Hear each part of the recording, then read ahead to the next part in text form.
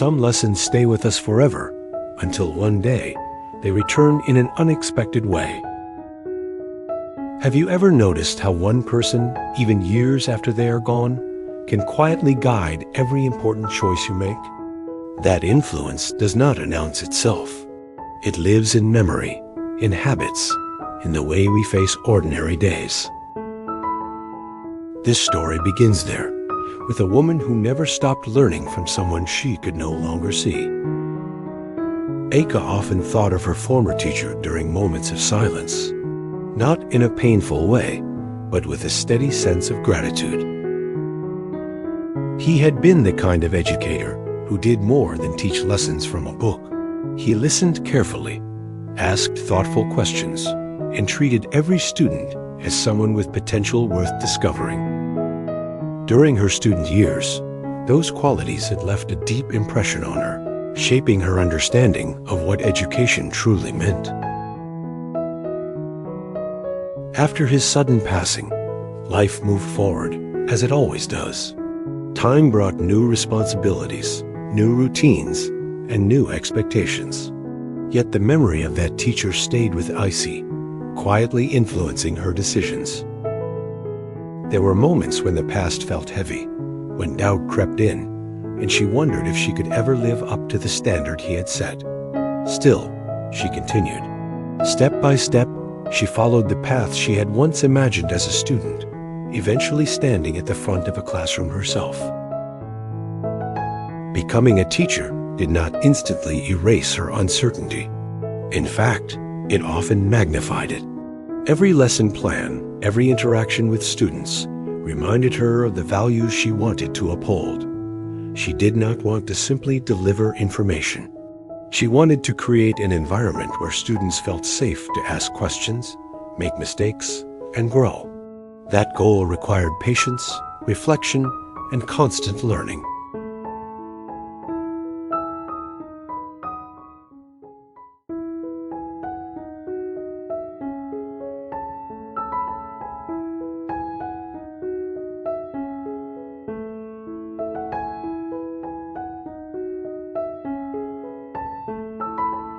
One ordinary morning, the school welcomed a new transfer student.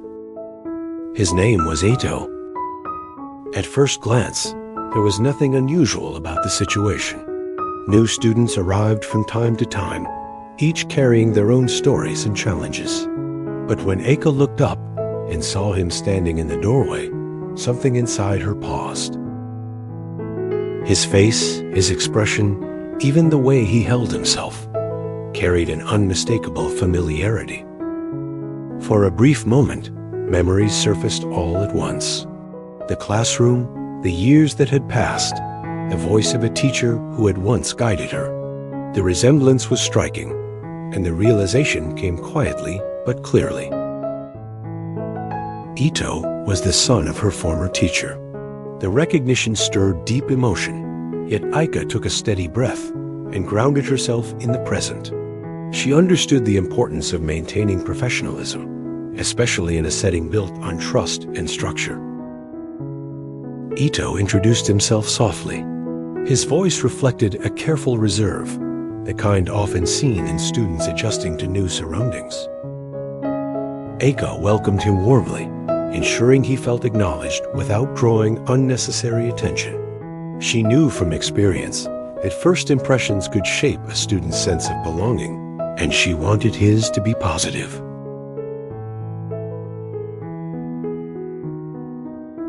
Aika observed Ito with the attentive eye of an educator. He was polite and focused, but noticeably quiet. Group discussions did not come easily to him, and he often chose to listen rather than speak. Instead of seeing this as a weakness, Aika recognized it as a starting point. Every student, she believed, had their own rhythm for learning and expression. Drawing from the methods she had once admired, Aika made small but intentional adjustments. She created moments where students could contribute in different ways, not only through speaking, but through writing, collaboration, and thoughtful problem-solving. Her approach was subtle, respectful, and inclusive, designed to encourage confidence without pressure. Gradually, Ito began to respond. Aika noticed these changes with quiet satisfaction, understanding that growth often happens incrementally. It reminded her that effective teaching is less about control and more about guidance. Aika felt something else taking shape within herself. By applying the lessons she had once received, she was honoring her mentor's legacy in a practical, meaningful way. The past no longer felt like a weight. Instead, it became a foundation, supporting her efforts in the present. And as Aika stood before her class each day, she understood that education is not only about knowledge, but about the quiet influence we leave behind, long after the lesson ends.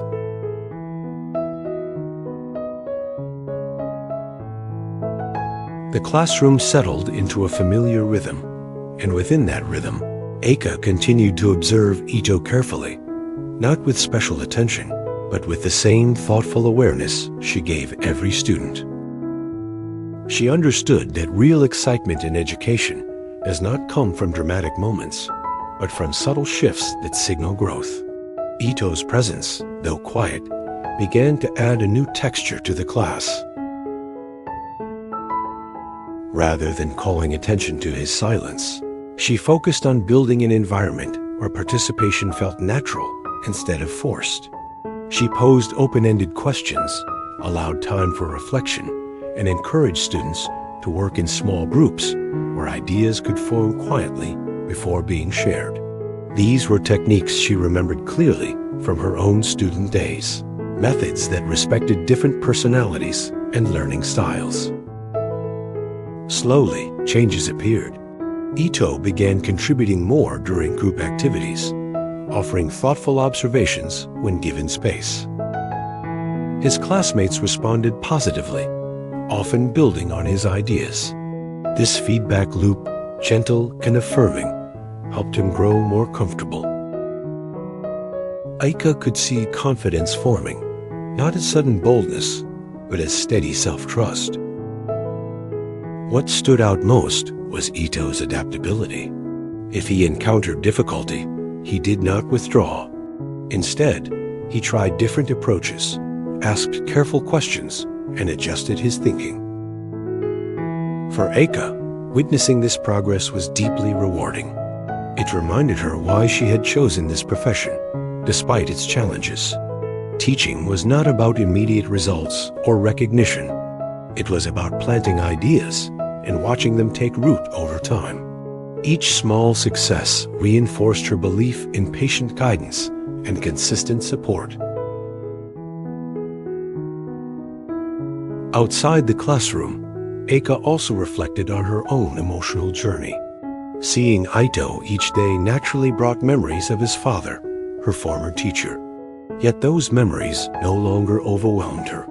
Instead, they felt integrated into her present life, informing her actions without controlling them.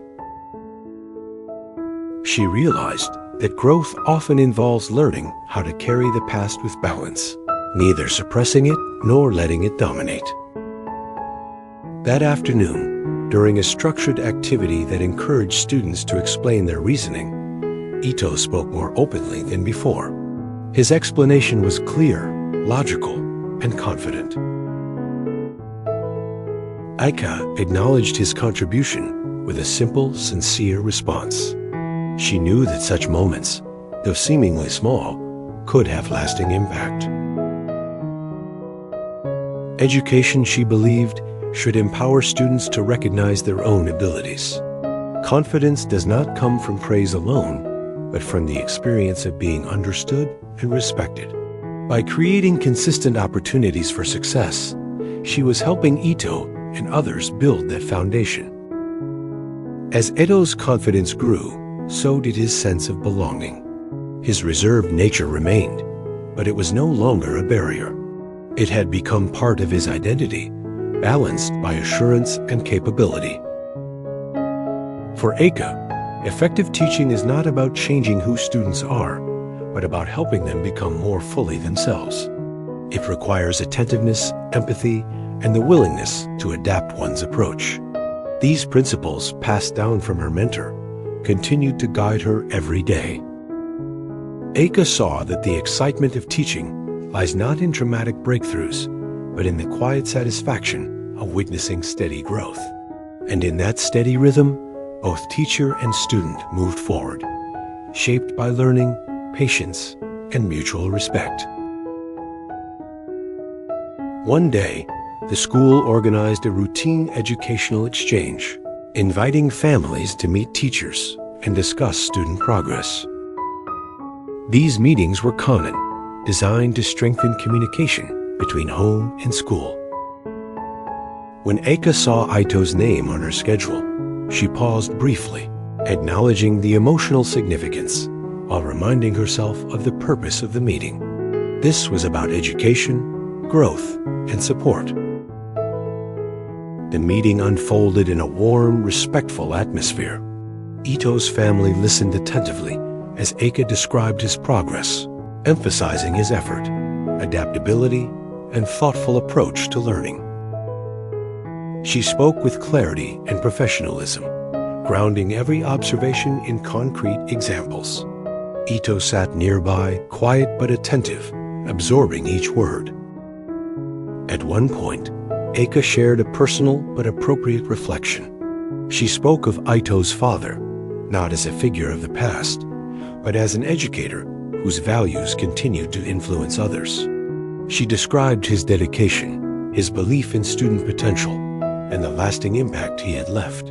Her words were measured and sincere, focused on gratitude rather than loss. Ito listened carefully. For him, these stories added dimension to someone he knew primarily as a parent. Hearing how his father had inspired others helped him see that legacy is not defined by absence, but by influence. The room felt steady and thoughtful, marked by understanding rather than emotion. That moment marked a quiet shift for Aika as well. Speaking about her mentor in this context felt different. It was no longer about holding on to the past, but about acknowledging its role in shaping the present. She realized that honoring someone's influence does not require remaining tied to old feelings. It requires carrying forward the values they lived by.